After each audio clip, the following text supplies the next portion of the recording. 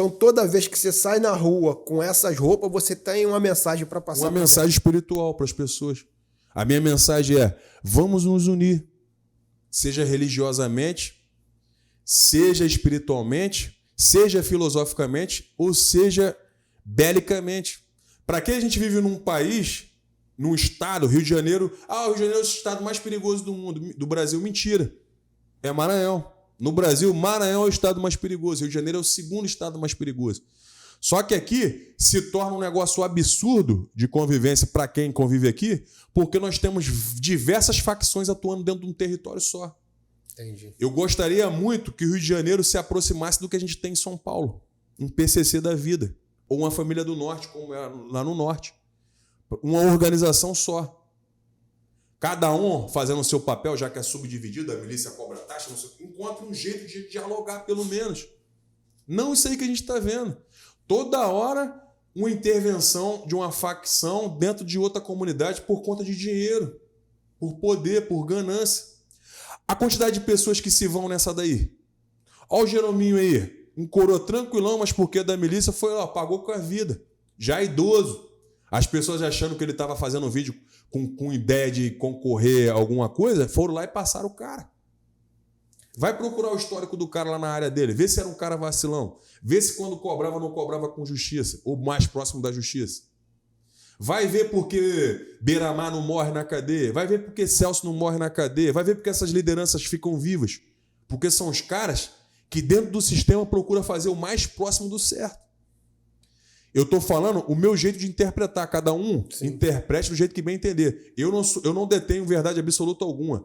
Cada um seja senhor e juiz, eu repito isso algumas vezes. Cada um seja senhor e juiz das suas próprias razões.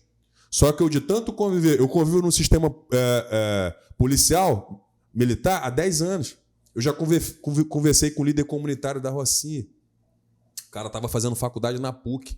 O cara virou para mim e falou: Sansão, eu perguntei, cara, como que vocês nos enxergam? Eu queria entender por que a população nos trata tão mal.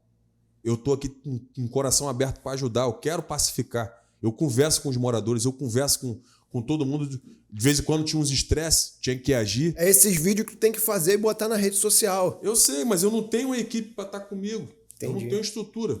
Você tá entendendo? Eu não Porque tenho. por subir só treta, nego acha que Sansão é só o cara maluco que faz merda. Eu conversava com os caras, para você ter um exemplo, tem vídeo meu circulando nas redes de um funk que eu inventei lá na hora e cantei na Rocinha. Eu cantei primeiro lá no Mirante, eu fui lá para conhecer o Mirante, comi uma carne lá, uma picanha, um negócio lá. Por sinal, muito bom lugar, mas muito caro, podia dar uma aliviada. Caro pra caramba. Lógico que as pessoas põem preço a mais nas coisas para selecionar o público. Eu entendo isso também. Só que, cara, tu comer 2 fatias de picanha, pagar 100 cacetada, e eu tomei um coquetel lá, acho que gastei... O da carne tá caro, né, mano? Não, mas, imagino. 2, 3 fatias, um dinheirão. Eu falei assim, que isso, cara? Não cabe no bolso de um terceiro sargento reformado isso aqui toda hora. Mas eu quis ir conhecer. Aí fiz um funkzinho lá. Essa guerra na Rocinha, tem que acabar. Pedindo paz. A mensagem ali é paz. Sim. Teve críticas? Teve crítica, como quase tudo que a gente faz. O Gideão, pega o próprio Gabriel Monteiro, que é um cara viralizado nas redes, tem bastante seguidor. Nem tô mais acompanhando as paradas dele para me dar certeza de tudo. Mas a última vez que eu vi, juntando tudo, ele tinha mais de 20 milhões de seguidores. Até ele, que ganha dinheiro com isso, no público dele, na galera dele de extrema-direita, se ele der mole numa coisinha, esse próprio pessoal vira as costas para ele.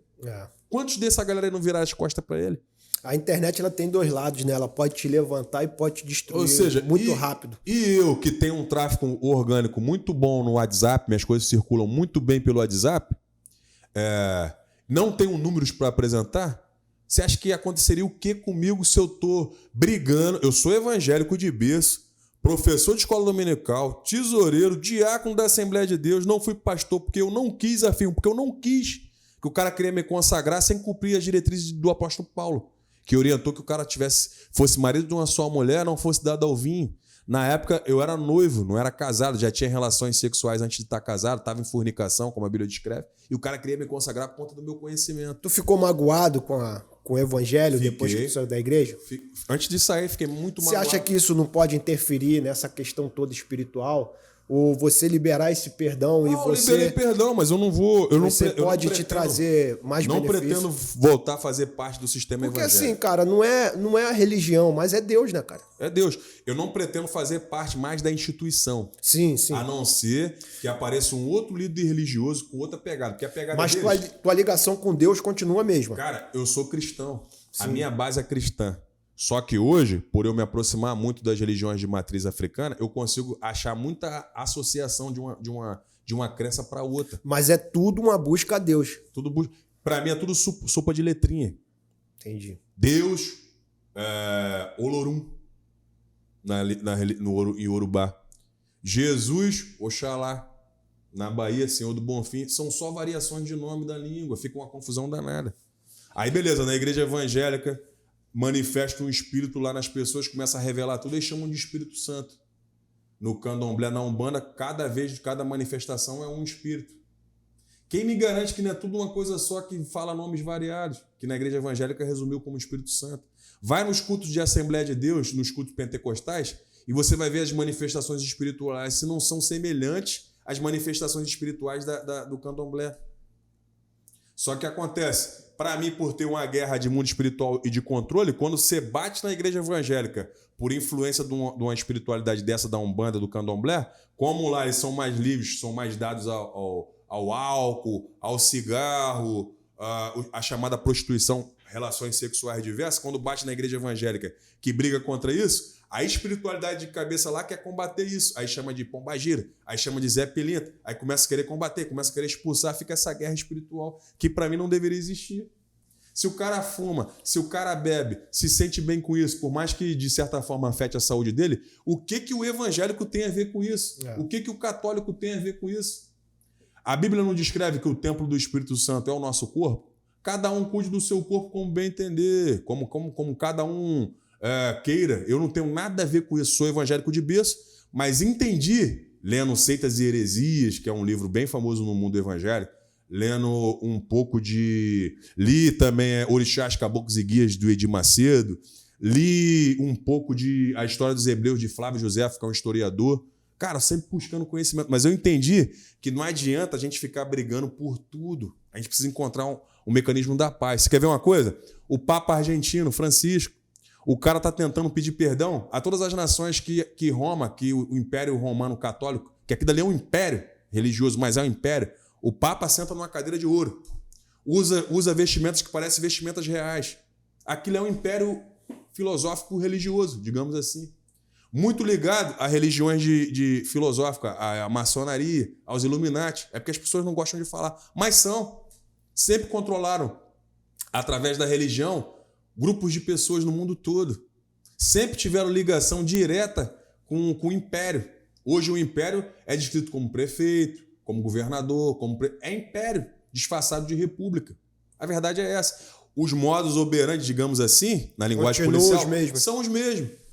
Inclusive, o tal do quinto, que é um imposto que tinha lá na época do Brasil colônia e Brasil império, continua aí, só que disfarçado. O que era isso? Você não pagava os impostos, toma o teu bem e leiloa. Não continua a mesma coisa? Não paga IPTU e IPVA, não toma um veículo. A gente não tem nada. O que nós temos aqui? Se você tem que pagar IPVA, isso é um aluguel anual. Se você tem que pagar IPTU, isso é um aluguel anual. Só quem tem as coisas é quem tem posse, que não paga nada pela posse. Então é muito melhor, na minha visão, você ser um posseiro do que ser um título, do que ter um título. Você tem um título, você tem um símbolo digamos assim, da coroa brasileira, você tem que todo ano pagar para ter aquilo. Você anda em estradas que nem juridicamente está legalizada para ter pedágio, e tem pedágio. Eu roleto tudo. Você vê, eu gravo vídeo e roletando pedágio e vou continuar.